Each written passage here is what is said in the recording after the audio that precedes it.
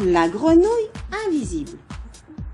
Il était une fois une colonie de grenouilles qui vivait heureuse dans un magnifique étang bordé de roseaux, d'herbes grasses et jonché de nénuphars.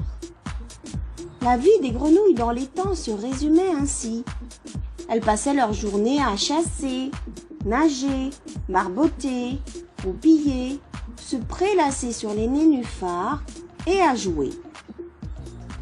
Elles se disputaient aussi de temps en temps, dansaient ensemble et organisaient des compétitions pour savoir qui nageait le plus vite.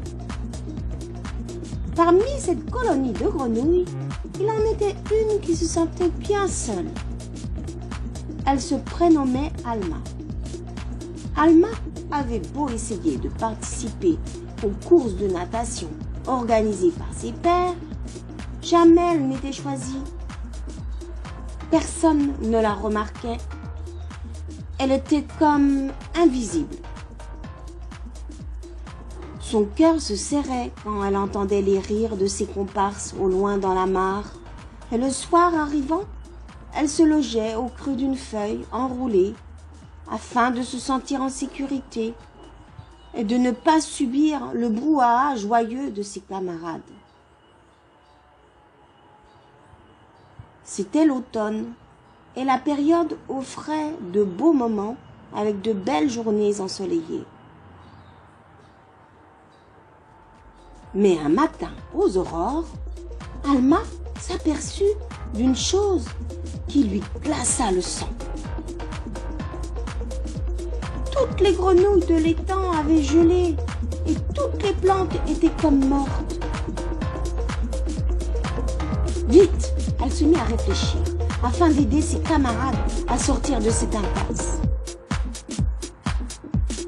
Ayant l'habitude de se débrouiller seule, elle était capable de faire beaucoup de choses, y compris manipuler le feu, chose peu évidente pour une grenouille. Ni une ni deux, elle se mit à rassembler des brindilles disponibles sur les berges de l'étang, puis, à l'aide de cailloux frottés l'un contre l'autre, alluma un petit feu sur la berge. Peu à peu, la chaleur du feu se diffusa à la surface de l'étang et les grenouilles se mirent à dégeler. Les plantes aussi profitèrent de la chaleur et des petites pattes d'Alma qui les réconfortaient.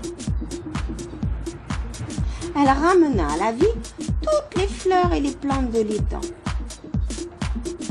Les grenouilles sauvées lui en furent très reconnaissantes, si reconnaissantes qu'elles la proclamèrent reine de leur colonie de grenouilles. Et désormais, Alma ne fut plus considérée comme une grenouille invisible.